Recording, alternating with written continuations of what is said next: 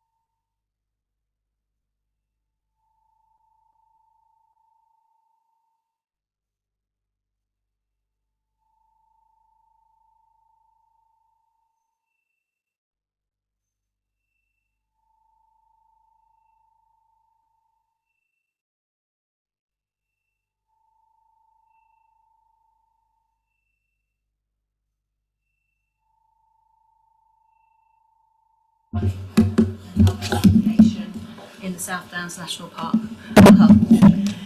Was none of that working? Right, that's working. Do you want me to start again? Was it okay? So those are my questions and concerns. Thank you.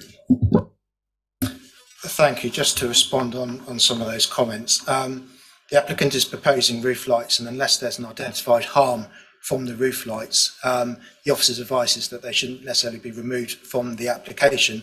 I would point out that we have condition 8, which seeks to preserve the dark skies of the national park by requiring that the roof lights are of low transmittance to avoid light spilling out at night.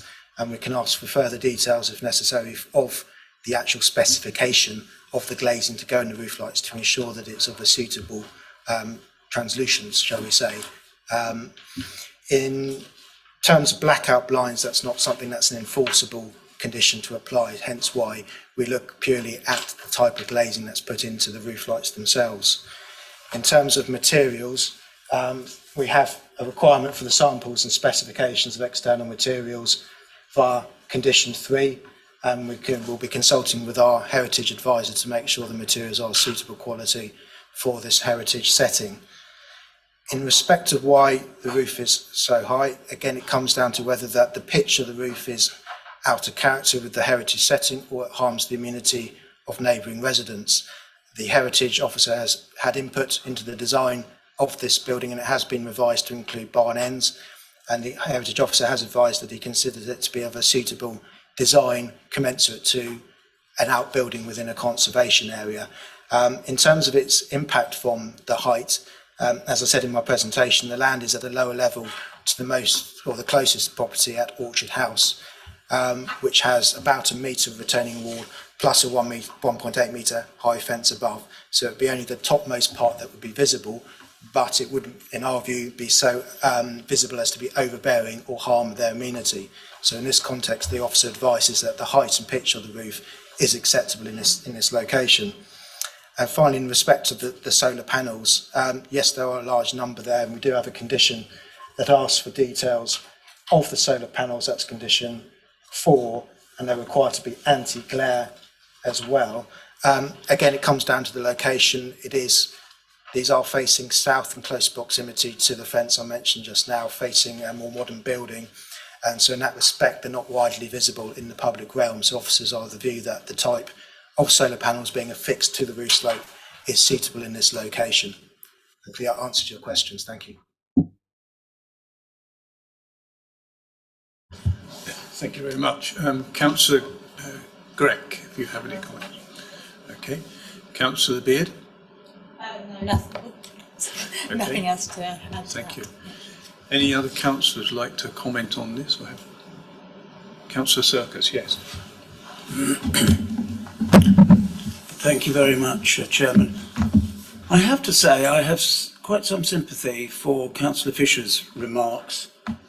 What I don't understand about conservation areas, we hear stories of people who've replaced windows and they've used plastic instead of wood, and they've been made to take the plastic out and put wood back instead.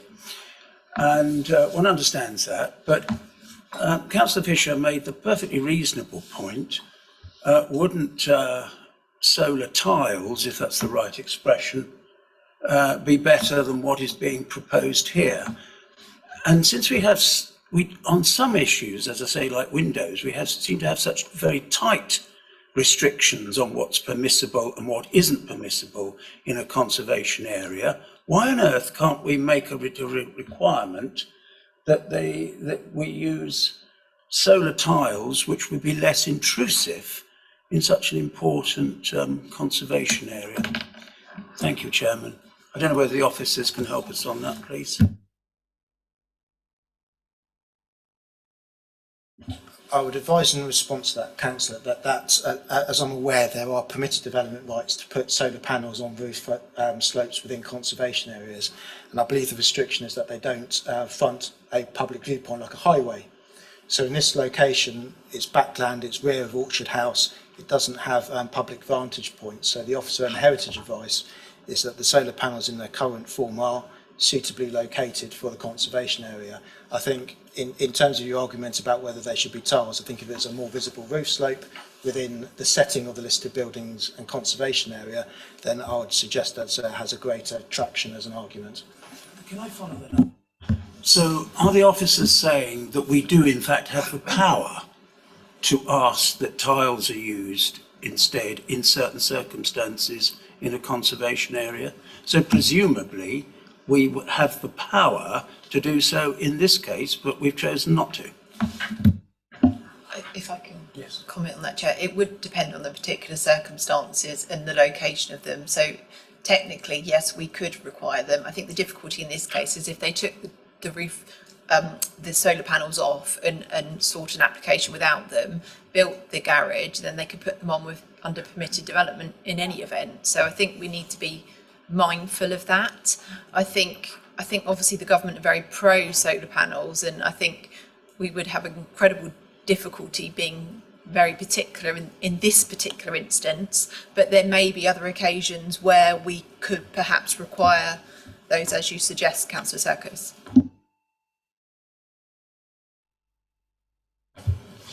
Any other?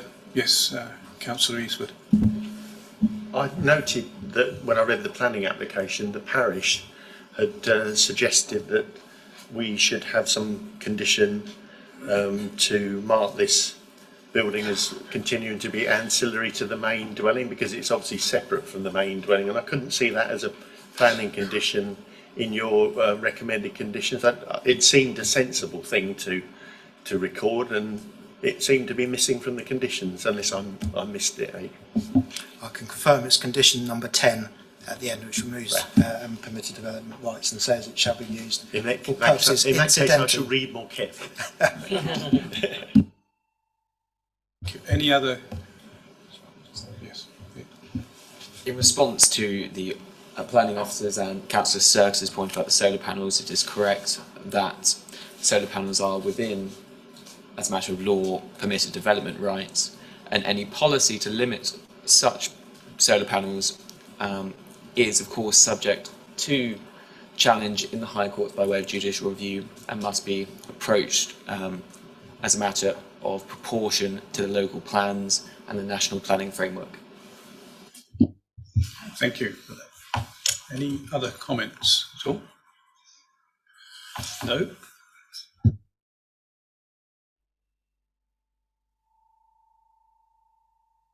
Okay, thank you. The recommendation is to approve the application to subject to the conditions set out in paragraph 10.1 of the Planning Committee report. All those in favour, please raise your hands. Arms. You.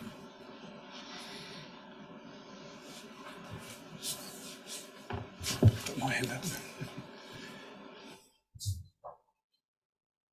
Okay. All those against? Abstentions?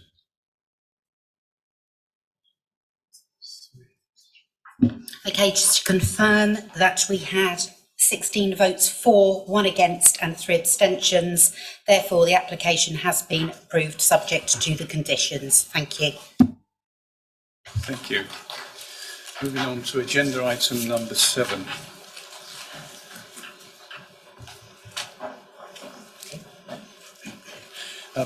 This is Downs Flint in the High Street Upper Beeding, and I would invite Councillor Mike Croker, ward member.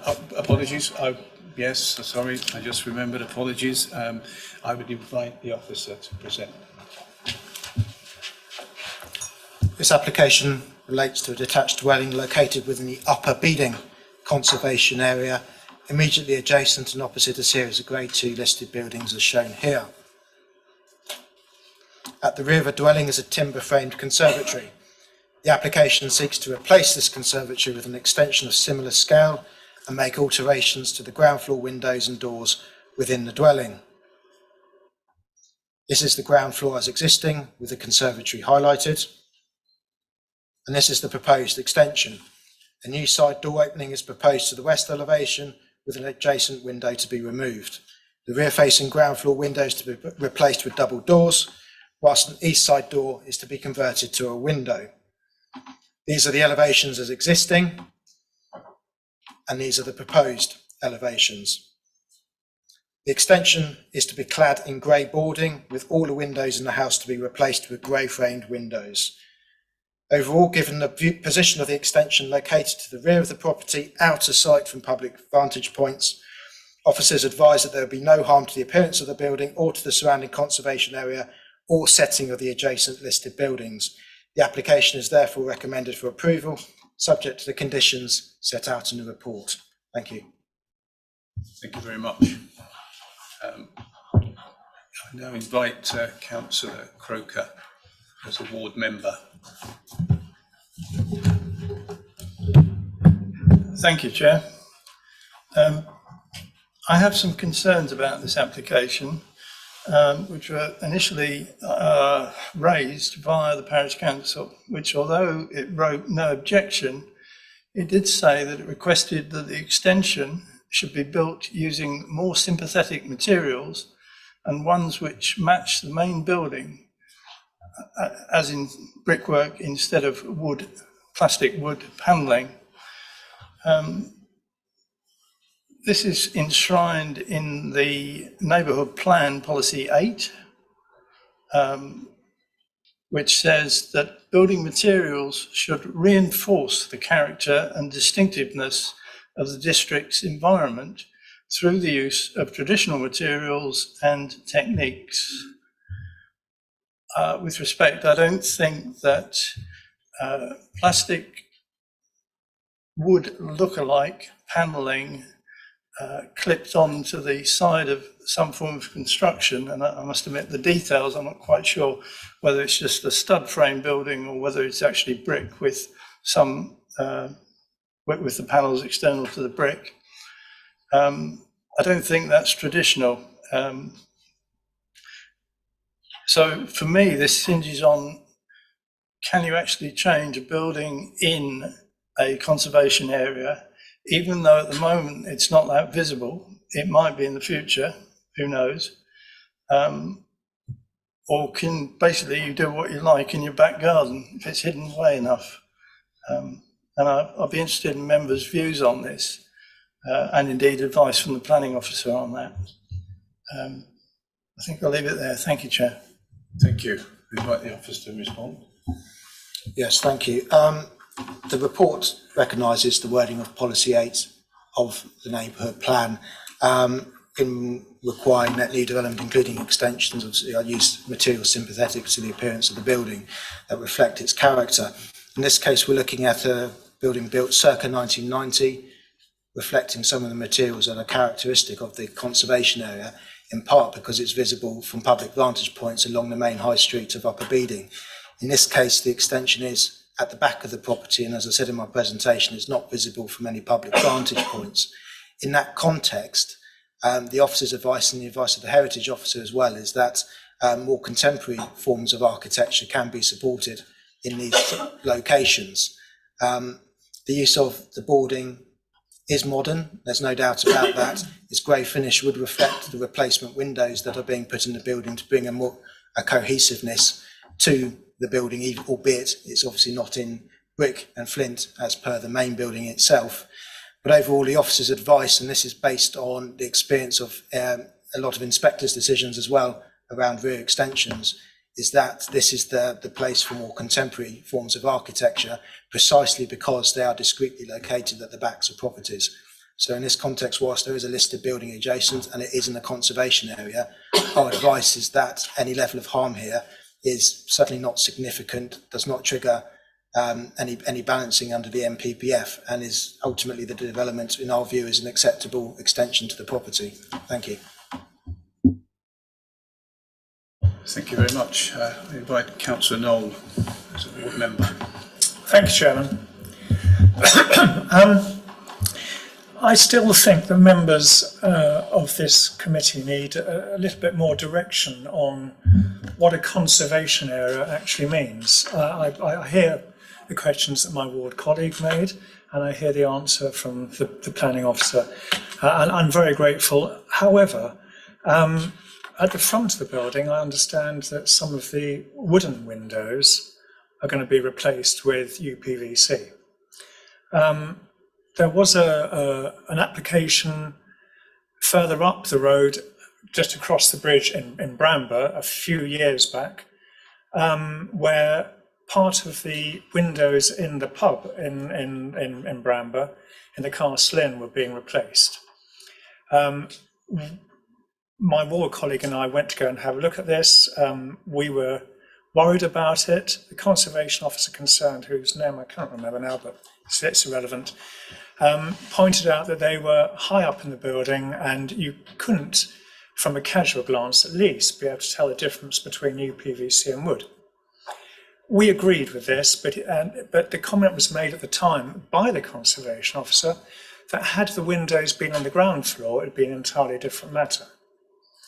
On this building, the windows are on the ground floor and they will be visible from the road. This is a conservation area. And if we start allowing UPVC windows to be put into buildings in a conservation area, then the whole concept of conservation goes out the window. I would like to be assured that we could look at this again, or perhaps I've got it wrong and the windows being replaced can't be seen from the road. So can I have a bit of clarification, please? There are permitted development rights to replace windows on single dwellings within conservation areas, hence why a lot of conservations do have plastic windows. I'm not familiar with the case you refer to of the public house and whether that was a listed building, at which point the heritage interest is different. In terms of what our requirements are in a conservation, they are to preserve and enhance, not conserve and enhance. So it does allow, and the MPPF does encourage more modern designs and appropriately located, etc. So it doesn't create a blanket no to contemporary forms of architecture. It all comes down to how it fits in with the character of the area. And as I've said, this is a 1990s construction on the high street, and this is an extension at the back.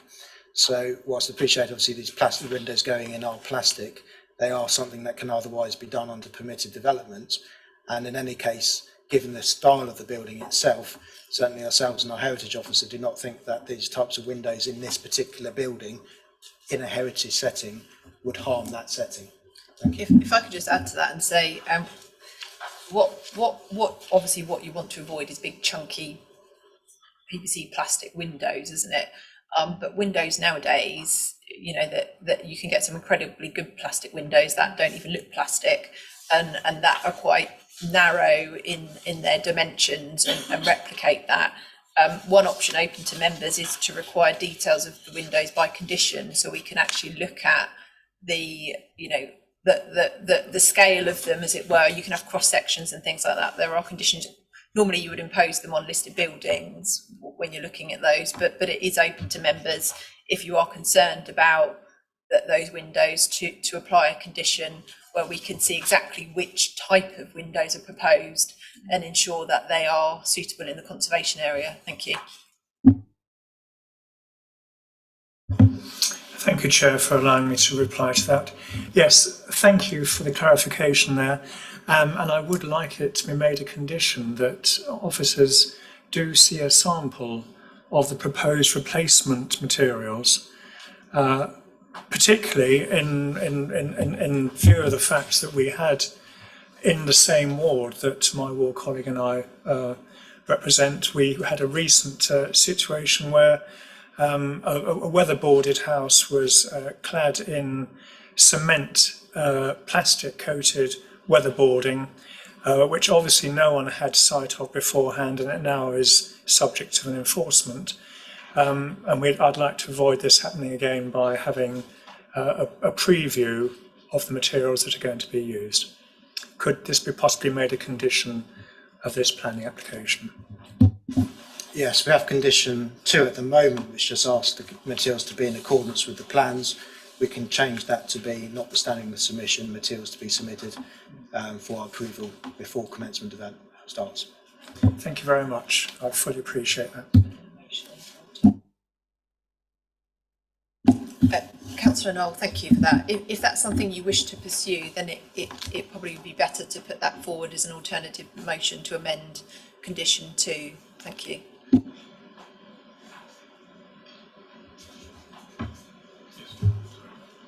I'd be happy to second that motion, assuming Councillor Knoll is going to propose it.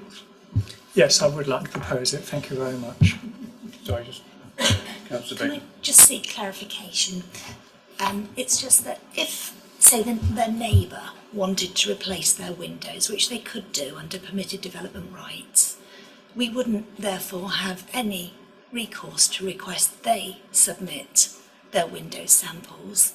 So I'm just trying to understand why this house would have to submit samples.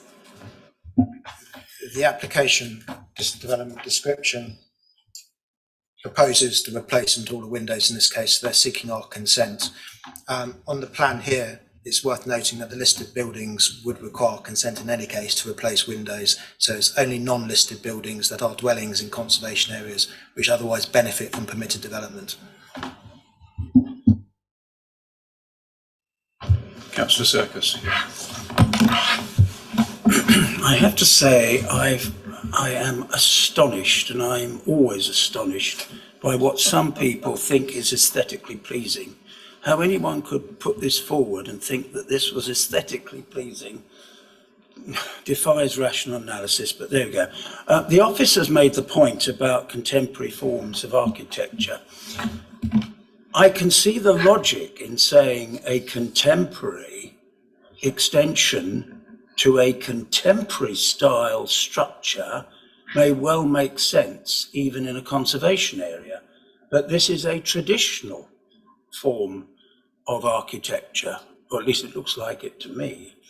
And therefore you've got I don't know what you'd call it really, but let's call it contemporary extension in style to a traditional form of architecture. Now, elsewhere, officers are spending a lot of time working on at least 2 or 3 new conservation areas. I'm not sure what the point of working on those conservation areas is, frankly, Chairman, if we're not going to expect, when it comes to applications, the very highest standards.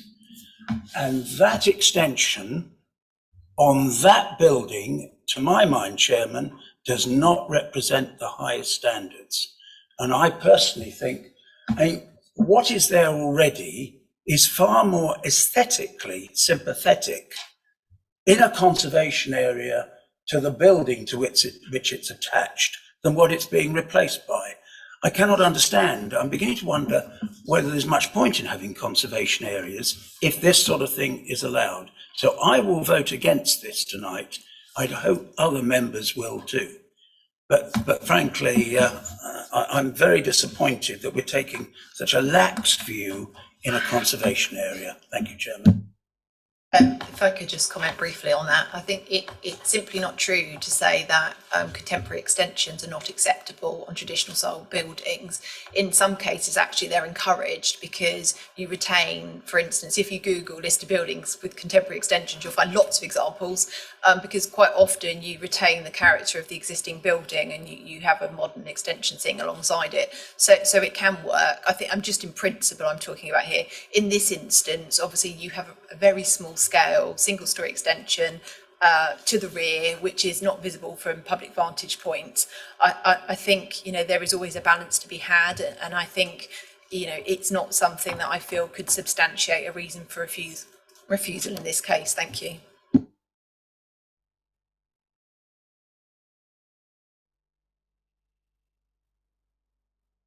Sorry, Councillor Trott. Thank you, Chairman. Could I just see the picture again of what the proposal will look like? I'm struggling in my mind to judge Councillor Circus's assertion that it's aesthetically not pleasing, and I just...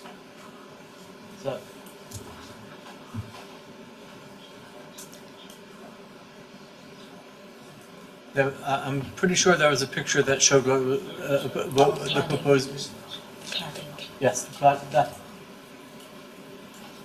So that's existing. That's existing. We just have the elevational plan of what's proposed, which my colleagues just showed here. So Yeah. this is the cladding, I think, is what I'm looking for. Oh, right. Okay. This one. Thank you.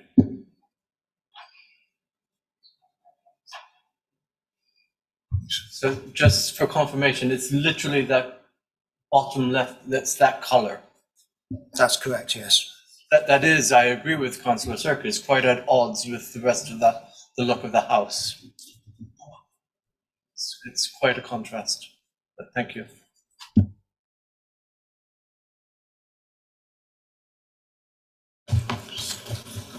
Councillor Milne, yes, sorry. Thank you, Chair. I don't really agree in principle that it's a modern extension or a modern addition to a historic building doesn't work. For example, in London, we're absolutely riddled with them, well, in a positive way. Lovely extensions to Victorian houses, which frankly make the house and really are very effective aesthetically as well. So in principle, I don't agree. The conservation area law, well, I listen to what officers say, and the permitted development rights, which interfere with a lot of our decisions, are what they are.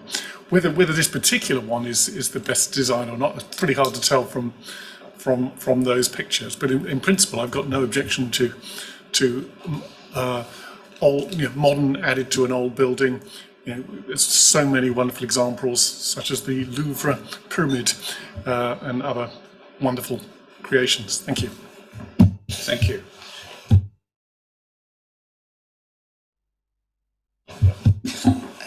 Thank you. So just going back to the motion, I understand Councillor Knoll's motion is to proceed with the recommendation as printed, but with an amendment to condition 2, which require details of the materials to be submitted, including details of the windows. Is that correct? Yes, I'm totally happy with that. Thank you. I think Councillor Crook, you seconded that, didn't you? Yes, I do, Chair. Thank you. Could we take a vote on that motion, please? All those in favour?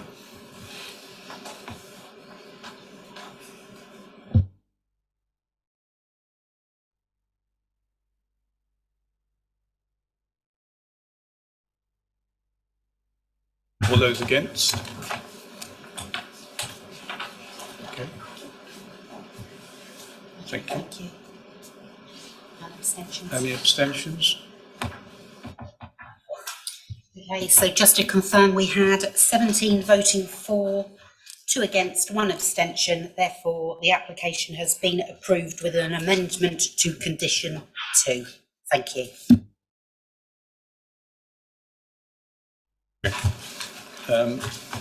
Urgent business? I don't have any. There's no urgent business, and therefore at 7 minutes past 6, I call the meeting to close. Oh, I've forgotten something. Okay, thank you very much.